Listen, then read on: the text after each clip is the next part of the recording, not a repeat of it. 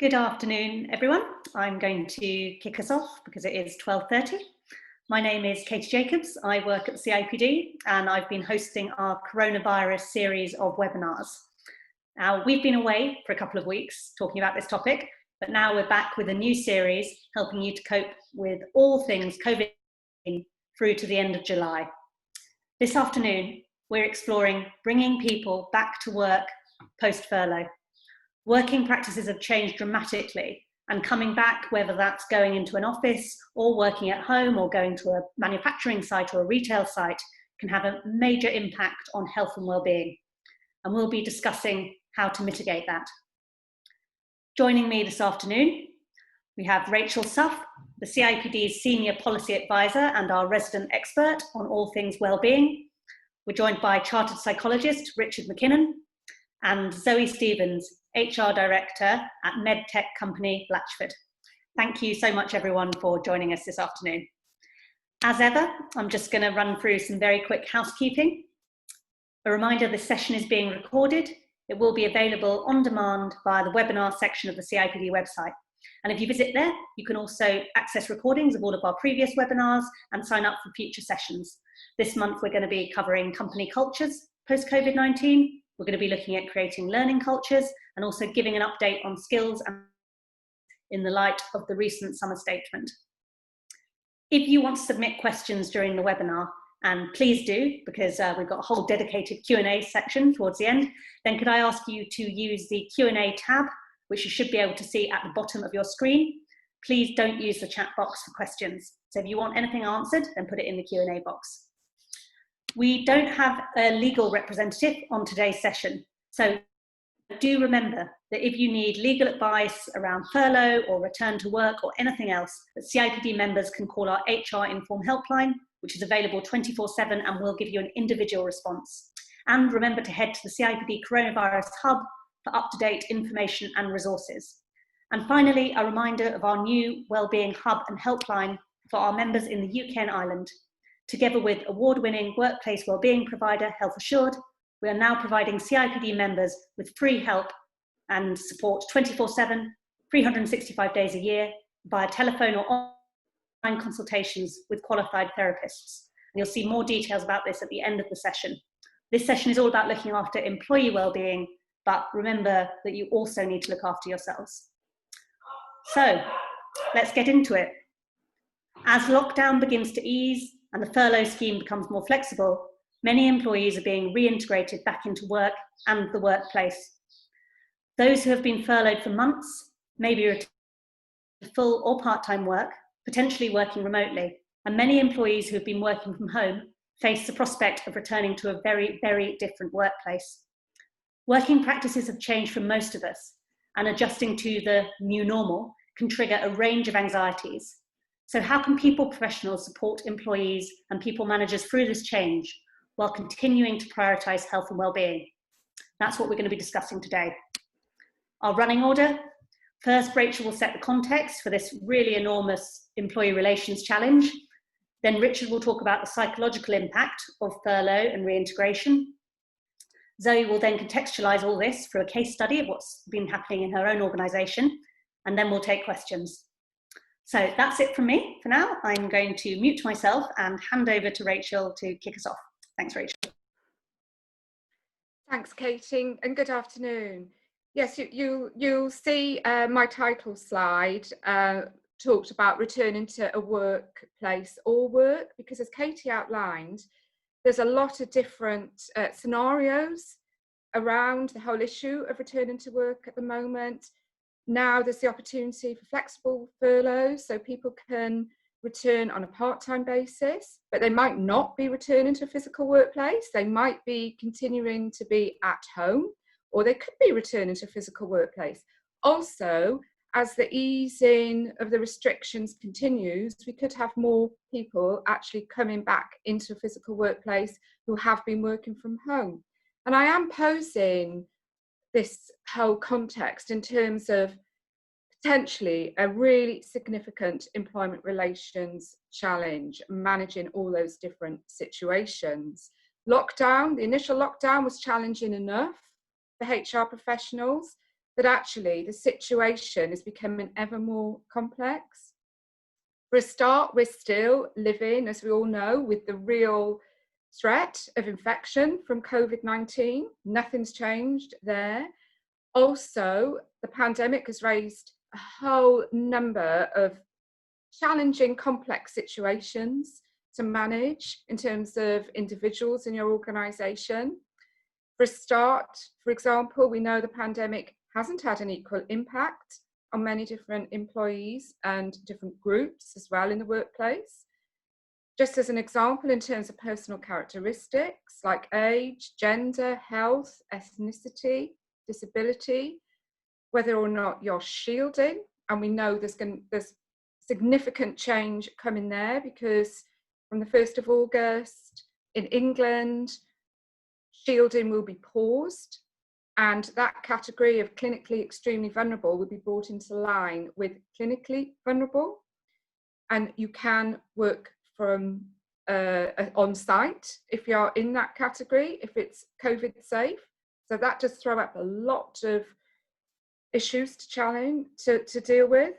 But of course, there's a whole range of other factors as well to take into account. The school holidays are approaching, so people have still got care and responsibilities if they've got children. Also, they could be caring for somebody who's vulnerable. And if you think of some of the other employment relations challenges potentially as well in terms of furlough, this closes the scheme at the end of October. There have been 9.5 million jobs nearly on furlough. That's way over a quarter of our labour market. And so with the new flexible version, I think that does give a lot more flexibility, obviously, and choice and options for employers and individual employees as well. But also that situation will throw up a lot of situations to manage, because then many people will be working part-time, very possibly for the first time ever, and managers will have to manage that. Also, there'll be new working patterns, new shifts, new workloads to manage as well, and new expectations as well. And some people have been on furlough for quite a long time now as well. So all the sort of well-being and work-life balance and individual situations to catch up on. As a principal, I think it's really to be welcomed, the flexible furlough scheme. It's good to work. The research shows even working 1 day a week is so much better for most people's well-being, to have that purpose, that structure, that really strong connection. But there are a lot of situations to navigate. However, even though the situation is becoming ever more complex, potentially, for most employers, the same principles still apply in terms of protecting people's health, safety and well-being, and in terms of good people management. So if we could have the next slide, please, Danielle. As more businesses are opening, more people are coming back into the physical workplace, the CIPD's 3 tests for managing that return still apply. So the 3 tests. Is it essential? We mean, is it essential in terms of your business model for people to return to a physical workplace? It is still safer to be at home if you can. And I think the great home working experiment, as it's been called, has been very successful for many people and employers. However, at the end of last week, we're seeing signs now that the messaging from government is starting to change. They're worried about the economy. They're urging people to go back to work if they can. That is a shift. The government guidance hasn't changed yet. I've checked it this morning, and it still says, in terms of office workers, for example, contact centres, everyone should work from home unless they cannot work from home. We could see that start to change. However, even if it does, businesses don't have to make people or even encourage people to return back to an office. It's still their right, their responsibility to do what's best and safest for their organisation and for the people in it as well. It's a very delicate balancing act, I know. But then, is it safe? This has to continue, of course, to be the #1 priority right throughout this pandemic. all the research we've had back from the profession and from employers shows us that they are taking people's health, well-being and safety really seriously. It's their top priority. And that still has to be at the heart of every organisation's plan around returning to a workplace and returning people from furlough. It does involve, if you are taking people back into a physical workplace, a really serious in-depth organisational risk assessment. We are encouraging employers to do so gradually if they are bringing people back. Test those measures in practice, pilot them, see if they can be rolled out more safely for larger numbers of people. Use the furlough scheme, the flexible furlough scheme. It's too late to put people on it for the first time, and unless in very limited circumstances. But if you can continue to use it and use the flexibility there now, it will give you breathing space to help ensure that safe return. We've seen what can happen if the safety measures aren't effective enough, because it is very challenging in some workplaces in particular. And we've seen some workplaces already have to close, and that stop-start can be more disruptive for businesses and for people as well. And then the third test, is it mutually agreed? We are consistently finding a lot of anxiety on the part of many people when they're asked, how do you feel about going back to a workplace? So how do you manage that whole process? Reassure people that your health and safety measures are really stringent and it's safe to return. So as part of that, vital to have a conversation, listen to people's concerns, show empathy and consideration for their circumstances at an individual level as well. And then if there are collective concerns, have you got the right voice channels to consult and mutually agree a safe return? Also, as part of that, the workplace is going to look and feel very different, and we're seeing that already. There's a limit to how prepared you can be to sort of see what the reality is now compared to when you worked in that workplace before. So do people know what to expect, and how do you manage their expectations? Can I have the next slide, please, Danielle? So as part of navigating this process, I wanted to show you, you can't read all the small print here, but this is our flow chart, planning a return to the workplace, and it's mapped against those three key tests. And each box, as it helps navigate your journey against those three tests, it links to really helpful practical guidance and tools, and that's free to download on our website. So I just wanted to flag that, because the government guidance makes clear, and we would back this up, that it only goes so far. You have to translate the health and safety requirements to your organisation's own needs and the needs of your people as well. Next slide, please. Now, also, I wanted to touch on the importance of looking after people's mental health as part of managing that return to the workplace. We already know that people's mental health has been affected in potentially a myriad of different ways because of this pandemic. The risks aren't just physical because of this pandemic. We've seen a lot of anxiety shown in different pieces of research and so on.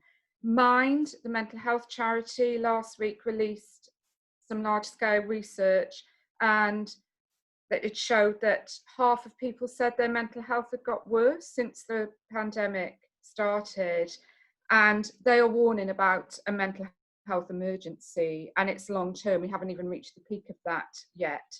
So I think that's quite a salutary warning. And then also our own research.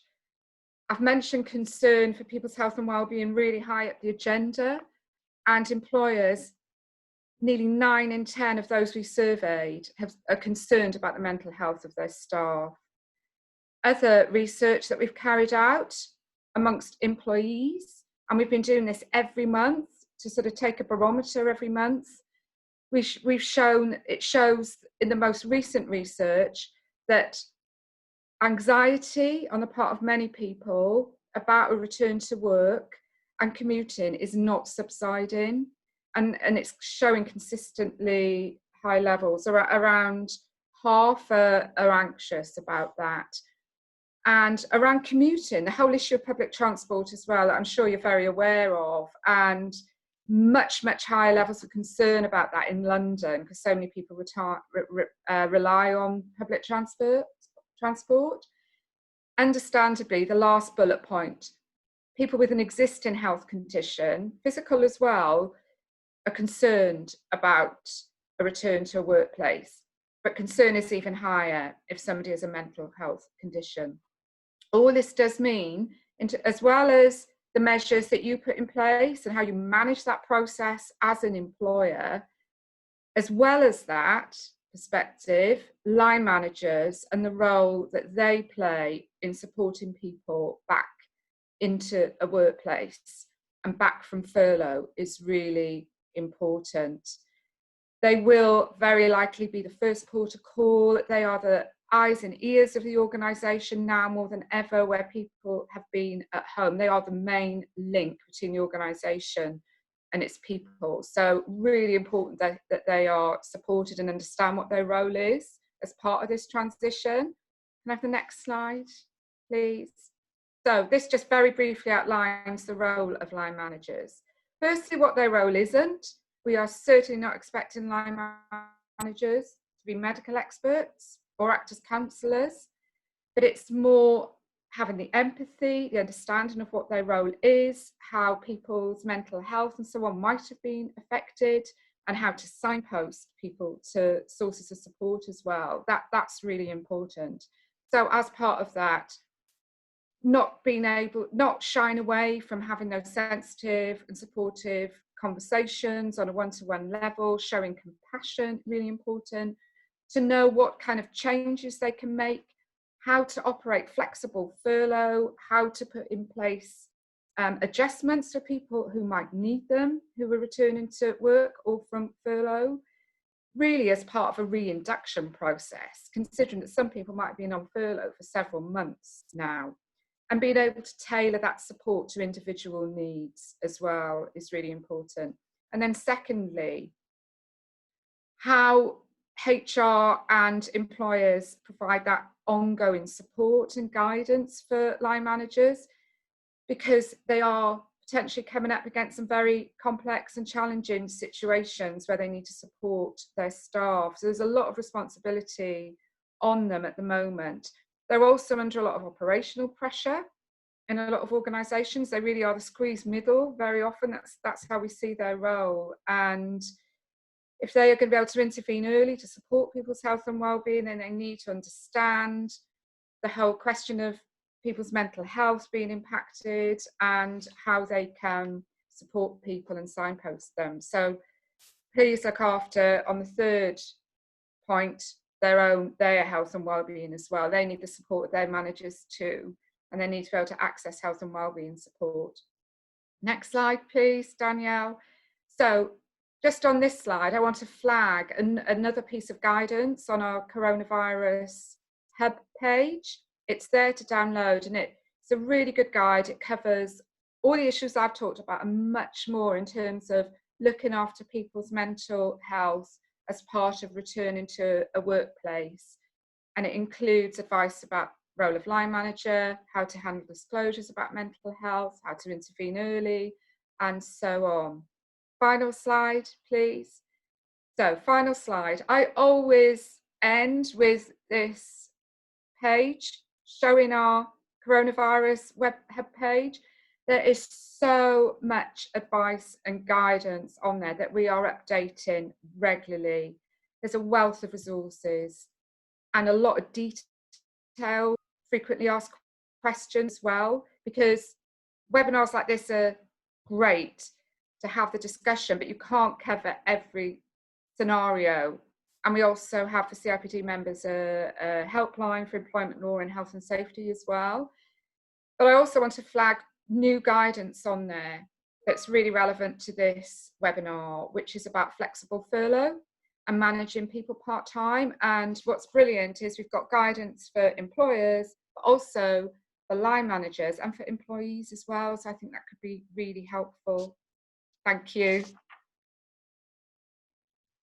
Thank you, Rachel. I can see that some of my colleagues are putting the links to the various resources that Rachel has mentioned in the chat. So do have a look there if there's anything that you want to click on and read more about. But if not, as Rachel said, you can find everything in the CIPD Coronavirus Hub. Hand over to Richard now. Richard's going to talk a little bit more about the psychological impact of COVID-19. So Richard, over to you. Thanks very much, Katie. Could we have the first slide, please? So just to put a bit of context around this, I'm a workplace occupational psychologist who focuses vast majority of my time coaching individuals and working with teams, and focusing on three broad topics around well-being, productivity, and effectiveness in the workplace. And frankly, the first half of this year has made those themes more relevant than ever, but seen them all threatened in a way that I've not encountered in my career to date. Give me the next slide, please. So what I wanted to talk about, the general impact on all of this on people. And I want to talk in terms of principles. There's no one size fits all when it comes to this, given the diversity of people, roles, organizations, and how our lives have been impacted. But look a little bit about the furlough experience specifically and how that might impact employees that are coming back to the workplace. And look at the process of reintegration, and underlining that word, it's a process, not an event, and how to deal with some of the unpleasant stuff that shows up inside when we encounter situations that we don't want to, that could take the form of anxiety. But the principles I'll talk about will cover off lots of those other emotions and thoughts that we may not want to experience. And then a few thoughts for attendees today on how to get back into the swing of work, maybe if you've had a break or had fewer people to look after over the last few months. Next slide, please. So the context that many of us are dealing with at the moment is particularly difficult for a number of reasons. First of all, this pandemic is global in nature, and as humans, it's hard for us to get our heads around something so big. It all kicked off relatively quickly for us with what seemed like lots of sudden changes, but they weren't just changes, they were changes that we didn't ask for, and they happened in multiple domains of our lives. So often, if something's going wrong for us in our personal lives, work remains stable, and vice versa. If we're unlucky enough that work and home are both challenging, we maybe have a social outlet.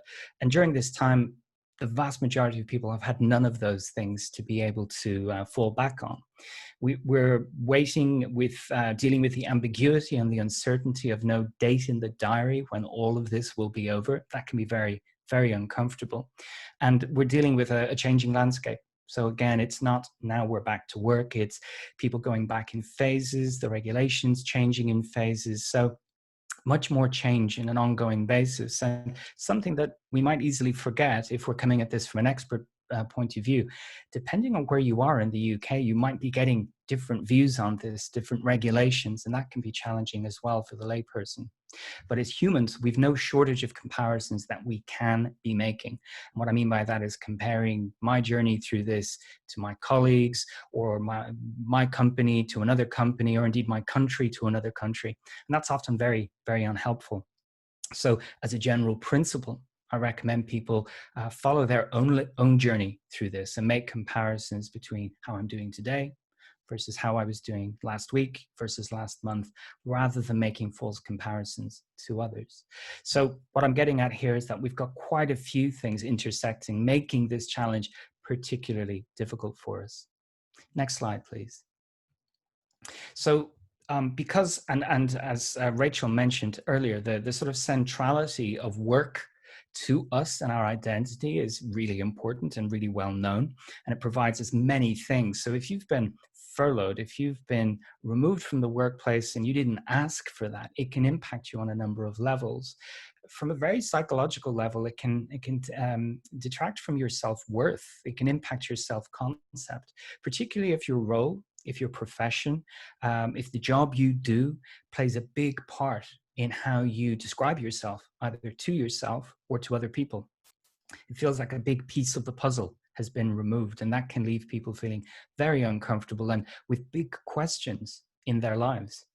They can, of course, have anxiety about their job security because, Again, when furlough kicked off, there wasn't a lot of clarity on what was going to happen 6 months later, 12 months later. So our minds give us a lot of content about the future. And in situations like this, when we're feeling anxious, it's often not very upbeat and positive.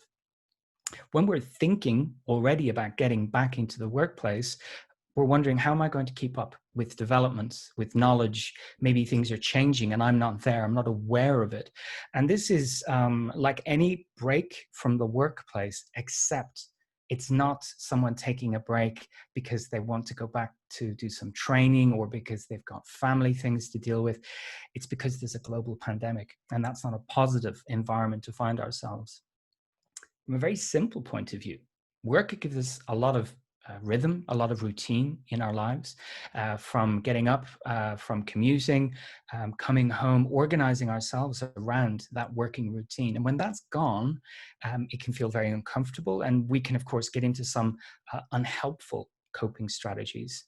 And people have spoken at great length about that over the last few months, about people turning to coping strategies like food and alcohol and so on, just to feel better about the situation. So it's easy for people with the job, the working day taken out of their lives, to fall into a rhythm that's not exactly helpful for when they're returning to the workplace. Next slide, please. So when we're thinking about bringing people back into the workplace, again, I'll reiterate, there is no one size fits all here, but it's important to note that people will adjust differently to this change. It's another process. Just because they're returning, it doesn't mean that's the end of it. It's not a straight line from A to B. And what could be a very positive and exciting day one could be followed by a very challenging day two, and so on. So this experience could be quite volatile. So I recommend that people are supported on an ongoing basis, not just a one-day onboarding and now you are back with us. Think about the practical challenges, but also ask people what they think the challenges might be, and then discuss them and plan for them. Be realistic about what could be accomplished within the first week, the first couple of weeks. And when employees are feeling uncomfortable about aspects of the return, try and be as specific about that, label that discomfort so that you can explore it, rather than it sounds like a bit of a nightmare or this sounds terrible, move to I'm feeling anxious about my commute. I'm worried about catching up. I'm worried about my career prospects now that I've been out of the office for 3 months. Have explicit discussions about how people are going to catch up. And the reason for that is that it may be that some very motivated, some very career-oriented people want to work extra hard, and they'll turn into a sprint to try and catch up on everything that they've missed. And that's not sustainable. So have a discussion about that. And also, for those people who aren't returning physically to the workplace, what kind of extra support will remote employees need as part of this? They may not be able to get those quick water cooler conversations or overhear things about what's going on so they can learn that way. We may need to be more intentional with how we support those people. And of course, the things that you're able to give people, the information and the resources, signpost them really clearly, as well as managerial availability or EAP availability. Double down on that stuff so people know where to turn. Next slide, please. So when we're dealing with anxiety about the future, about changes, about our own competence, or indeed something as huge as a pandemic, it's useful to reflect on what we can actually do about that. And simple instructions like calm down, cheer up, it's just not appropriate to this. That's not how our minds work. So my recommendations when working with people who are experiencing these kinds of worries about the workplace is to talk about focus. Bring your focus to bear on the here and now, not what's going to happen in 6 months that you can't control. Focus on things that are absolutely within your control, and don't tie yourself up in knots by looking at government policy or what people are doing in another country. Get clear on what really matters to you, the place that work plays in your life, but also what your values are as a person and what kind of person you want to be, how you would ideally like to behave. We've had a lot of things taken away from us, a lot of restrictions put on our ability to do what we want when we want. So even with this return to the workplace, focus on what's doable, what's possible, what's still allowed, rather than dwelling on what's more difficult now or what's no longer possible. And to avoid that sprint, that unsustainable working hard and working fast to try and catch up, focus on the long game. Look at the next month, the next 6 months, and think about what the journey is going to be like across this process. It's not like flicking a switch, it's like turning a dial. And focus on understanding. First of all, what I would mean by that is focus on applying your view of the environment and yourself through the lens of compassion and through curiosity. I wonder why I'm responding that way is much more helpful than I'm no good. Or I wonder why they said that is much more helpful than I know exactly why they're doing that. And compassion for self and compassion for others means that we'll approach situations with flexibility, without judgment, or with less judgment at least. And we won't be tempted to jump to anxiety-based assumptions about what's going on for us. But the point about asking questions rather than deciding up here is a really important one. Next slide, please. So getting back into the swing of work when you are an HR professional, a lot of those points on the previous slide will apply. They're good life principles anyway. But having compassion for yourself and a realistic view about what you can do on a daily basis is really important. You may be surrounded by people telling you their problems and looking for easy solutions or coming to you far too late in the day for you to be of any assistance. But having compassion for yourself includes acknowledgement that everybody encounters challenges. So it's only happening to you, it's happening to anyone in humanity. And that can take some of the weight off there. Notice how you're responding to what's going on around you. Try and avoid automatic responses to pressure or people or changes. Just take the time to reflect on how far from your ideal self you're behaving. Take it one day at a time. You can have plans for the month, but your job is to get through that day, do your best, take a break, recover, and return.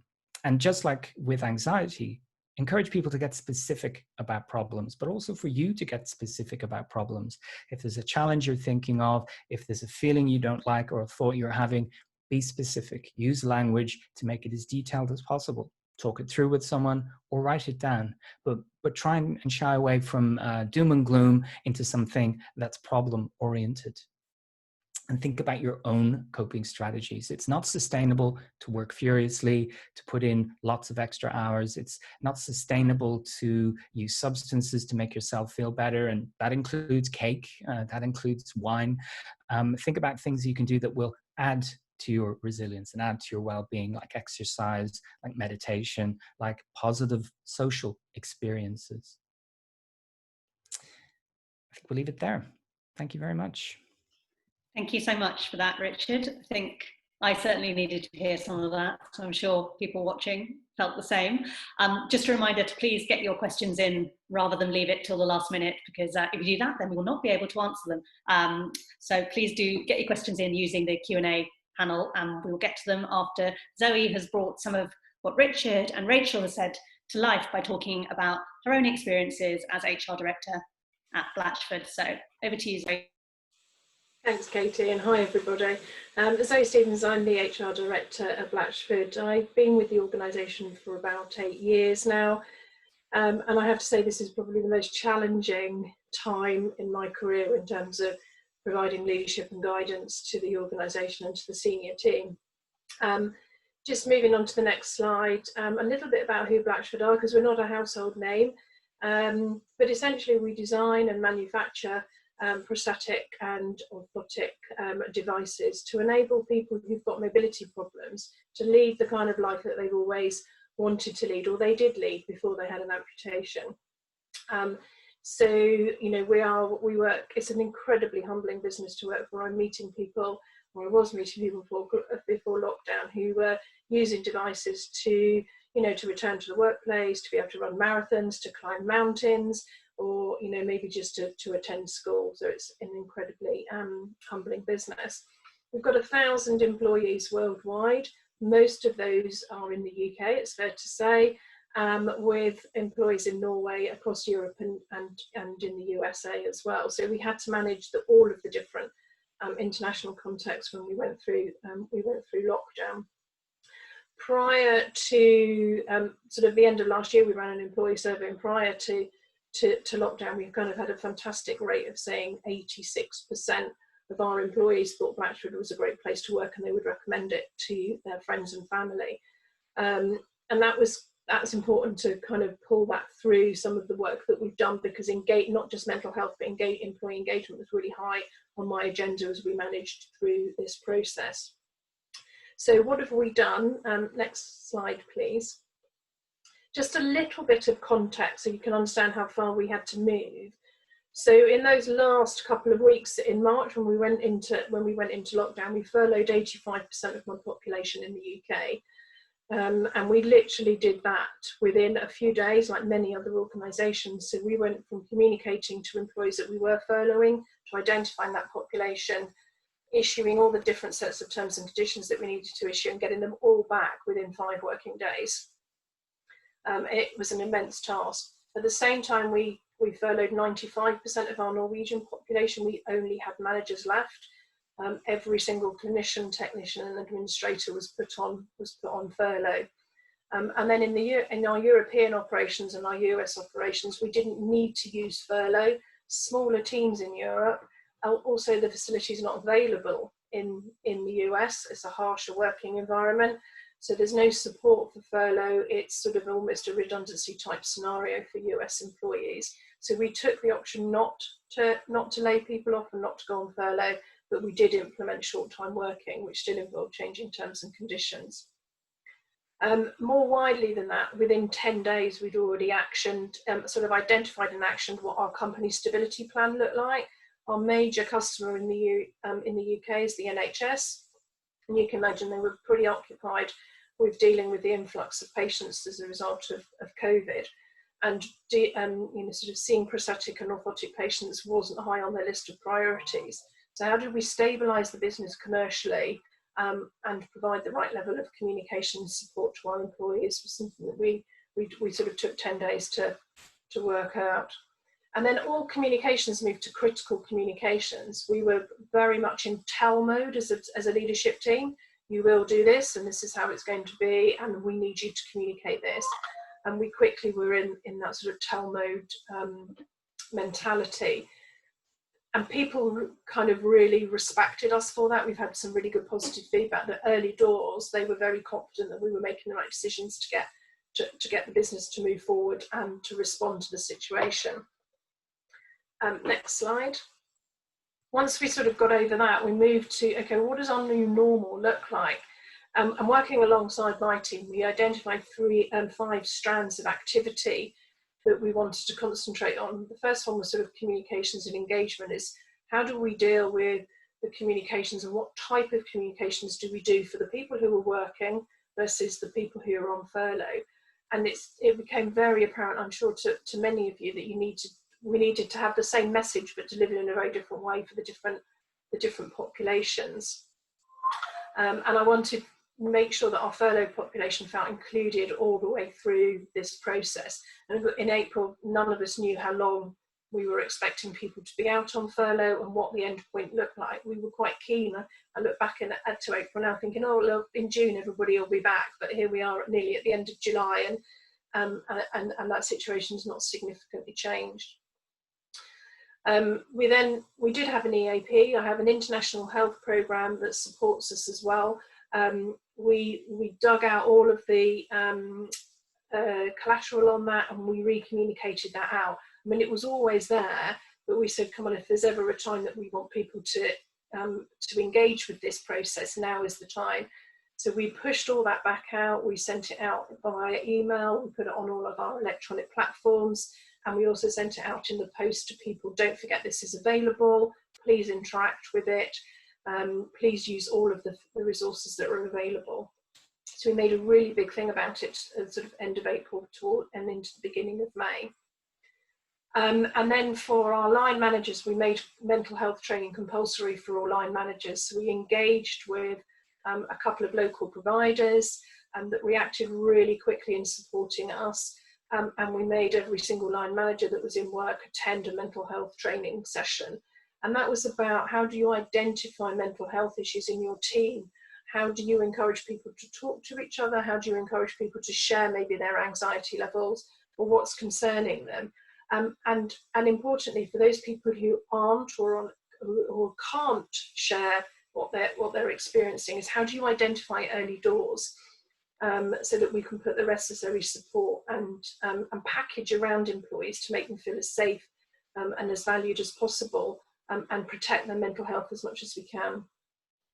We spent a long time thinking about what does leadership look like in this new normal. We had, in the UK, we had effectively 140 people working.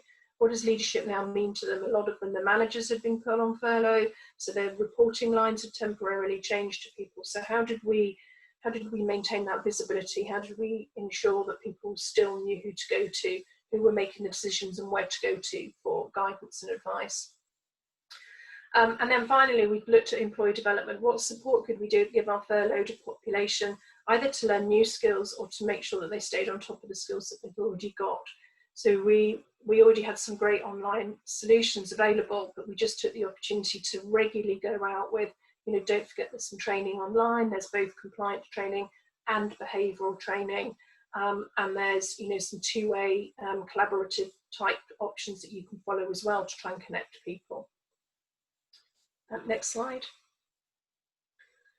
And then sort of as May came to an end, we started to think about what does our return to work process look like? And it's fair to say that we've kind of gone from 85% of our population being furloughed, and we're now at about 55. So we've had some great success at bringing people back to work permanently, but also we're making a lot of use of the flexible furlough, which for us as a business is a great opportunity to reintegrate people into the workplace, particularly in a part-time capacity. So we're very mindful that there's a commercial outcome, that we've got to protect the business, we've got to protect the bottom line. Our revenue streams aren't back to where they need to be, and they're not back to pre-COVID levels. We do have signs that they're returning, but they kind of plateau, and then we get another peak, and then they plateau again. So there's no linear growth out of this for us. And we need employees to understand that. But the employees are often, we're finding they're in an on-off scenario. They want to be in work and they want to get going. But until that commercial agenda starts to improve for us, it's a difficult balance. So when we're looking at the return to work process, we have a weekly leadership meeting where we're looking at all the requests to bring people back, and we're weighing up the commercial outcomes against the sort of the employee outcome in that scenario. And for those that we do decide to work back, we have chosen that for everybody that we want to bring back, we're giving them a week's notice minimum to return to the office or to return to the factory or the clinic. And that's for us, we've just decided that's the minimum window of communication. It will be different for every organisation, but that is working for us at the moment. Every single returner is contacted twice.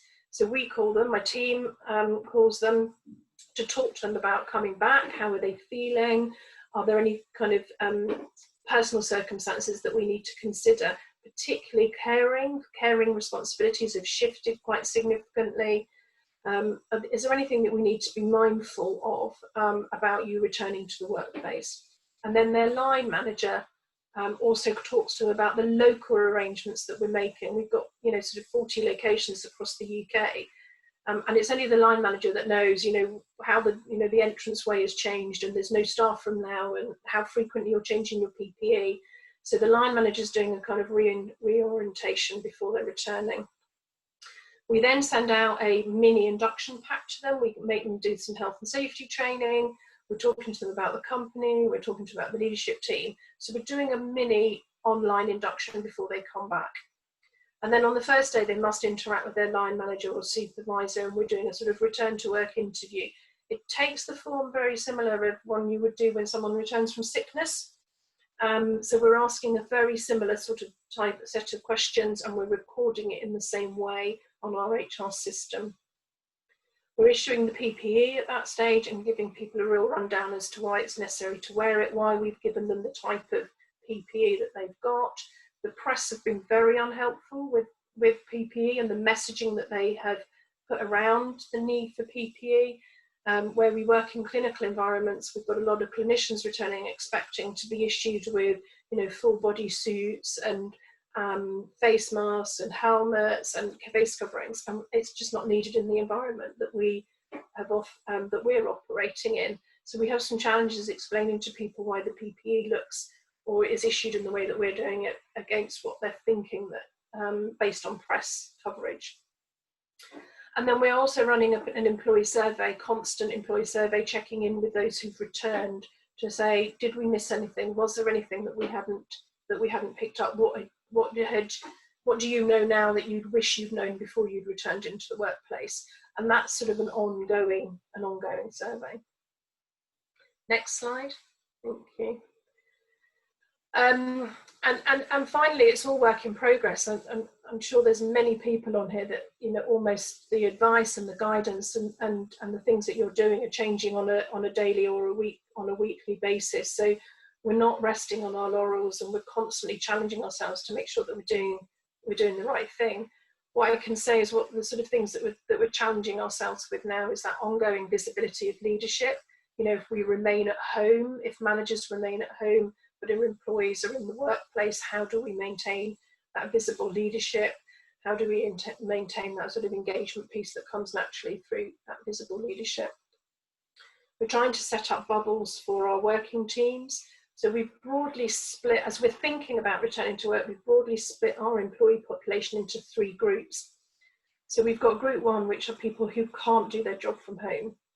And, you know, they are operating a machine, or they're doing something in manufacturing, or they're treating patients. Those are people who can't work from home. And where we've got occupancy level challenges, as we have in many of our buildings, we're saying we must give that space over to people who can't do their job from home. Our next group are the people who want to return to work, and we have a fairly large percentage of our population who actually want to be in the environment, they want to be in the office. They see it as from their mental health perspective, it's much more valuable to be in the office environment. So that's our next priority about bringing people to work. And then the ones who are saying, no, I'm quite happy working from home, or we believe that they can continue to do their work to a very high standard in a different environment, we are leaving that population to a bit later before we decide how to handle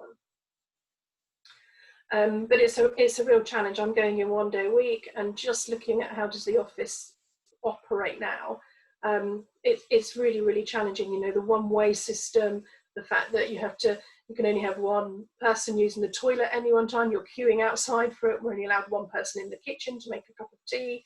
You know, gone are the days where you'd make your colleague a cup of tea and take a nice break and a walk towards the kitchen to share the discussion over coffee. It's really, really challenging when you're back in there. We've moved our communications very much away from critical communications and crisis type communications to looking forward, to try and give our employees a sense that we are moving in the right direction. We're starting to look at the longer term horizon rather than what's going on right now. We're looking at how we manage fatigue, and that is a really that's also challenging for us. You know, we've got a working population who've worked flat out. I'm using the word relentless a lot at the moment because it doesn't seem to be able to build any downtime into the way that we're working. And how do we manage fatigue, particularly for the working population? You know, because it's not just as simple as saying take some time out. There's a much deeper conversation and a different approach to managing fatigue than just saying take a long weekend.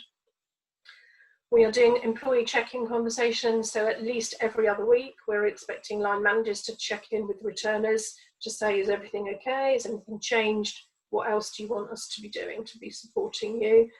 In fairness, we've only started those at the middle of June, so we're only sort of done 2 rounds of those, so a bit early doors at the moment for us, but those will gain momentum as we bring people back in. And finally, anything that comes out of the employee survey, we take a look at each week, and just say, what else do we want to do? What are we missing? What can we do? What can we do to make lives better for our employees? And that is it from me. Thank you. Thank you very much for that overview, Zoe. I'm going to go into questions. I'll just ask you one specifically, Zoe, because it's come up from someone who's asked, given the immense pressure you and your team have been under, how have you managed your own health and well-being while being mindful as a leader to set a positive example to others? So you mentioned it's been relentless. How have you looked after yourself and encouraged your team to do the same? I can talk about my team much more, but you know, I've checked in. I hold bi-weekly check-ins with my team. I've only got 6 people in my team, despite the international context and the number of employees. So getting to them is very easy. I check in constantly with them as a team and as individuals, and talk to them about their time and managing and sharing activities and sharing resources. When it comes to me and my well-being, I've learned to take time out. In the beginning, it was challenging. It was, you know, probably like many people in the HR profession, 15, 16 hours a day right at the very beginning. And I've just learned, I've learned to take some time out, take lunch, which I didn't do actually when I was in the office for years. And then as I've heard many people do, I did the couch to 5K. So in lockdown, I've managed to achieve running for 5K. And I do that 3 or 4 times a week, which takes me away from my desk. Thank you. Rachel, a question I'm going to put to you. Can somebody who is pregnant return to work, or should they continue to self-isolate? Yeah, so really important question at the moment, especially as from the end of this month, the category of pregnant women with heart disease who are currently in the clinically extremely vulnerable group will be brought into line with the clinically vulnerable category, which does include pregnant women who can come into a workplace and work. However, I would proceed with real caution here, because employers have a really special responsibility and duty of care for people who are pregnant, and there's a requirement to carry out a risk assessment. So hopefully, if you've got occupational health support, I would really make use of that. And that really means having a conversation, a really sort of honest and supportive conversation, because understandably, if somebody is pregnant, they are quite likely to be very worried. The risks are quite unclear still in terms of COVID and exposure to COVID-19. And so if you are bringing people back who are pregnant, really have to be stringent in terms of those health and safety measures, and safe distancing in the workplace. Discuss moving to a safer role, putting in place a lot of measures, because really you do need to ensure a safe work environment. So it's a really important area. Thank you. Richard, got a few questions about managing anxiety issues. Can you give any advice on how HR can help managers to handle anxiety issues? So I assume that means anxiety issues within their teams rather than their own. Yeah, and so I guess this is a combination of things. It's looking for changes in people's behavior so that they can initiate a conversation, and they don't have to use words like anxiety. Not everyone responds well to that. It's about asking people how they're feeling, how they're getting on, how they're adjusting, and having open conversations to normalize that side of things so that it's not secret, labeling, negative tone, but one where we're all having a tough time potentially. How are you doing? And starting from there, but also giving managers the resources so that they know where to signpost someone if they want professional help to deal with that, so they don't try and take it on themselves, however well-meaning they are. That's not what they're trained to do. Thank you. We've got a few questions in about what to do if you've got somebody who you need to come back and they're quite reluctant. So somebody's asking any tips for encouraging a reluctant returner. A few other people asking about when shielding comes to an end, how do we encourage people who might be vulnerable or be living with a family member who's vulnerable? And Zoe, is that anything you've had to deal with in bringing people back? Yeah, we've had a couple of reluctant returners. You know, what has worked for us is the open dialogue, trying to understand what's the driver behind what is causing the reluctance, and can we overcome it. And we've changed some working hours, we've changed some times of operation to help. We have had one where they just said, I really can't come back. So we've just said, okay, that's fine, we'll find someone else that can do that job. So we're still able to offer that flexibility because we've got so many people out on furlough. So I think we're advantageous, but we're just listening to people and trying to respond as best we can, treating almost each request as a typical flexible working request. Rachel, have you got any thoughts to add on that and around shielding as well? Yeah, I think what Zoe said is really important, and I think a lot of employers will come up against this issue where they really do need to bring people back, and yet people are really understandably very worried about coming back into a physical workplace.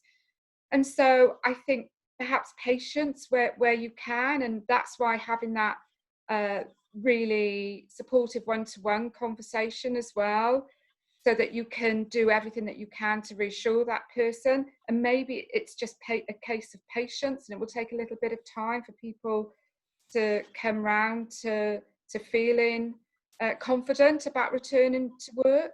But of course, it does mean looking at all their different circumstances and their public transport issues if they have them, what are their childcare issues if they have them. And so just taking a bit of time and just using flexible furlough as much as you can, looking at all kinds of other options. If it really, really does get to stalemate, can you offer unpaid leave and things like that, looking at all the options. Thank you. Richard, this is a little bit more of a coaching question, but I'll put it to you. Have you got any advice for somebody as an HR manager to present a back to work plan to an MD who makes all the decisions? So not wanting to make it appear like I'm telling him what to do. I'm fairly new to the pandemic. Fairly new to the company. None of us are fairly new to the pandemic. It's been happening forever. And they joined during the pandemic. So any advice on putting forward a plan like that? I think it very much depends on the individual they're looking to convince and influence, but maybe in ensuring that it's not just a list of demands to the business, but there's a coherent narrative as to why it is the way it is. Ensure that there's a commercial element of that, and give the individual concerned the sense that there's obviously options, and so that they can have the final say, or at least a lot of input into that, rather than presenting it as a maybe expensive fait accompli. Thank you.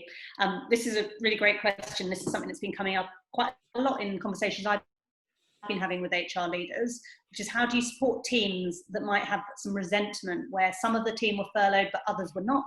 So effectively, some might have had 3 months paid time off while others were kind of working flat out.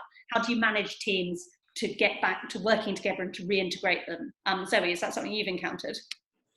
Yeah, yes, we have actually. I've got one particular team where they're anxious about people coming back into their team because they consider they're a bubble. They've always been working and they're in the factory, so they're anxious about people coming back. But when we were doing some work on holiday and how we're going to manage holiday, it came out obviously the statutory entitlement around bank holidays. They're like, why are you giving people holiday when they've been off on holiday, effectively?